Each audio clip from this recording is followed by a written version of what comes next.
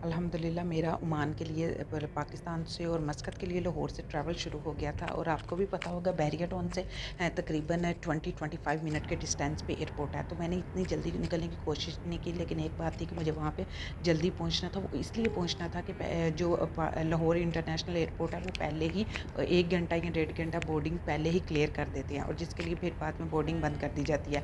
तो फिर पापा ने किसी तरह गाड़ी बस दौड़ाई कि जल्दी जल्दी हम किसी तरह एयरपोर्ट पर पहुँचे। जल्दी ही जब हम रवानगी डिपार्चर के पास पहुँचे तो थोड़ा सांस में सांस आया, और जब हम वैसे ही इंटरनेशनल एयरपोर्ट के करीब पहुँच गए तो जब हम पार्किंग में गाड़ी लगाने लगे तो मेरे लिए सबसे बड़ा सरप्राइज़ जो था वहाँ पे आप ही नगीना अपनी फैमिली के साथ मौजूद थी।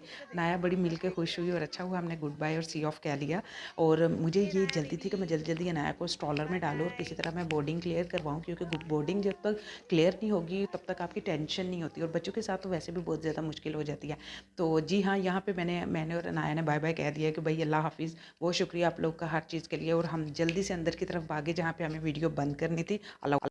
हाँ जी, तो हम लोग प्लेन में बैठ गए हैं, सब ऑलमोस्ट सारे पैसेंजर एंटर हो रहे हैं, और इस टाइम हमारे लगेज जो हैं वो अपलोड किए जा रहे हैं, तो सब लोग इस चीज़ का वेट कर रहे हैं। ओमान एयर की एक ये बात अच्छी है कि ये लोग आधा घंटा आपको पहले ही स्टार्ट कर देते हैं। सम टाइम ये 40 या 45 मिनट्स भी हों तब भी ये पैसेंजर्स को एंटर करना स्टार्ट कर देते हैं। ये फ़्लाइट मेंटेन और उसकी सारी रेगुलरिटीज़ चेक करना स्टार्ट कर देते हैं। तो अनाया थोड़ी इजी अब हुई है, लेकिन अनाया के साथ बुरा ये हुआ है कि अनाया को फ्लू लग गया था आने से पहले। तो यहाँ पे इसको मिल्क पीना था, तो मैंने इसको यहाँ पे लटा के मिल्क दिया, क्योंकि मेरी दोनों साइड की जो सीट्स हैं वो इस टाइम खाली हैं, यहाँ पे कोई पैसेंजर नहीं थे। डेट वाज माय लक कि मैं इजी रही। और इसके अलावा ये नॉर्मल बेल्टिंग इंस्ट्रक्शन स्टार्ट हो गई है, जो कि पता नहीं कोई सुनता भी है या नहीं। मैंने तो कभी इसकी तरफ तवज्जो नहीं दी, मैंने तो सिंपल सा अपना बेल्ट बांधना है, टाई करना है, अनटाई करना, बस यहाँ तक ही मैं सुनती हूँ। तो अनाया ने फीडिंग की है, अनाया अब सोएगी थोड़ी देर के लिए, 1 या 1.5 घंटे के लिए अनाया थोड़ा रेस्ट करेगी।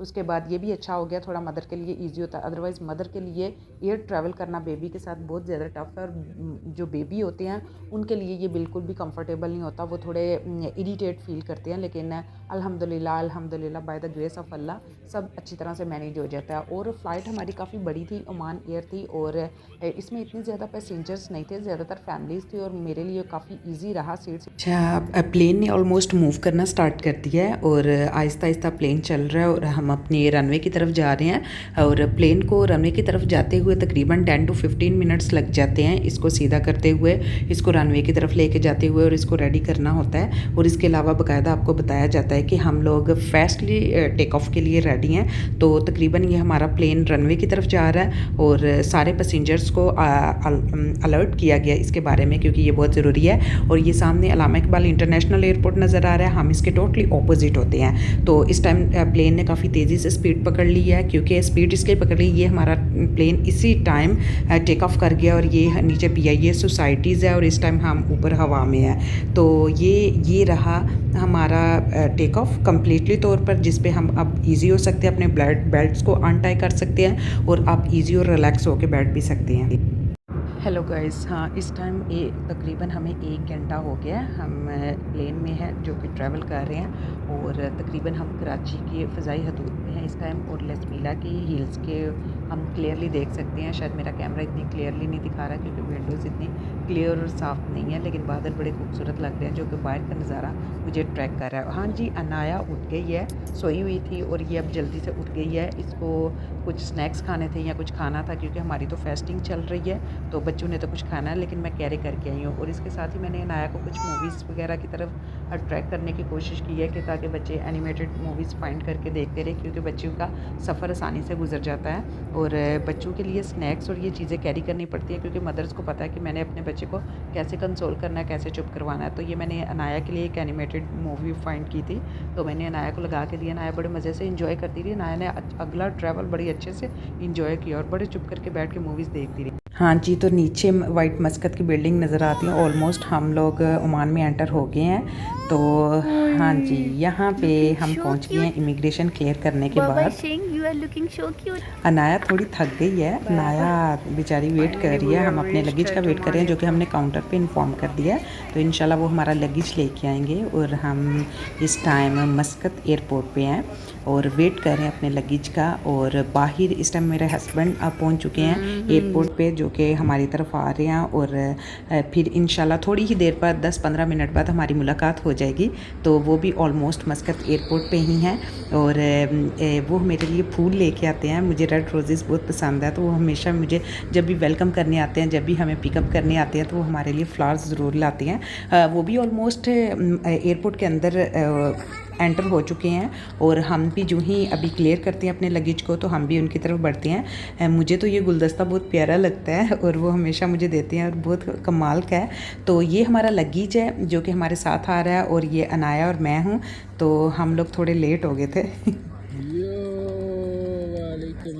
तो फाइनली हम बस अपनी गाड़ी में बैठ गए हैं। तो मेरे हस्बैंड भी बैठ गए हैं। अनाया बहुत एक्साइटेड है अपने पापा को देख के। अनाया के पापा भी बड़े एक्साइटेड हैं।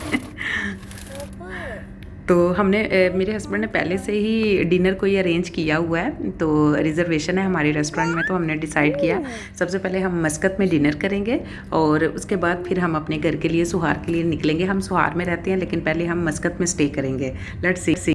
हाँ, तो अब हम लोग निकल चुके हैं डिनर के लिए, क्योंकि हमारी वहाँ पे ऑलरेडी डिनर की रिज़र्वेशन थी। यहाँ पे हम जो लोग मस्कत में रहते हैं या लोग ओमान में आने जाने वाले होंगे उन्हें पता होगा एवेन्यू मॉल में ही आइकिया है। तो उसके एवेन्यू के रूफ टॉप पे हमारा रेस्टोरेंट था जो कि इंडियन पाकिस्तान मिक्स था। आपको हर तरह का खाना मिल सकता है। अगर आपका भी दिल करे तो प्लीज़ आप एवेन्यू मॉल के रूफ टॉप पर जाके ज़रूर रेस्टोरेंट को इंजॉय कीजिएगा। वहाँ पर आपको दोनों एशियन फूड अवेलेबल है। और ये हम लोग उस तरफ जा रहे हैं अपने रेस्टोरेंट के। जी हम यहाँ पे पहुँच गए। हमारी रिजर्वेशन थी, पहले हम लोगों ने यहाँ पे कंफर्म और क्लियर करना था और उनको बताना था। अनाया स्टिल सोई हुई है क्योंकि बच्चा बार बार फीड करके सो जाता है। तो ये जी सबसे पहले उन्होंने हमें स्टार्टर दिया था जिसमें कुछ थोड़े से थे इंडियन फूड थी, पाकिस्तानी मिक्स फूड थी, कुछ फ्रूट्स थे, डेट्स थी जो कि ओमान की पहचान है। और ये कुछ बारबेक्यू था, इसमें मशरूम्स भी बारबेक्यू था, इसके अलावा पाइनएप्पल का बारबेक्यू था, चिकन का बारबेक्यू था। मुझे मार्गरीटा बहुत पसंद था और इसलिए मेरे हस्बैंड ने और हम दोनों ने इकट्ठे ही ऑर्डर किया। और खाने में मुझे चौमे ज़्यादा वहाँ पे प्रेफरेबल लगा क्योंकि नॉर्मल फूड तो घर में खाते ही रहते हैं। तो मैंने चौमे जाके डाल के ले गया क्योंकि डेट वाज द बुफे। तो इसके अलावा मुझे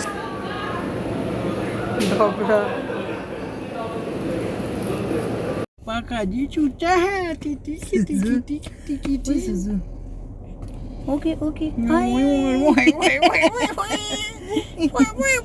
अनाया क्या हुआ है?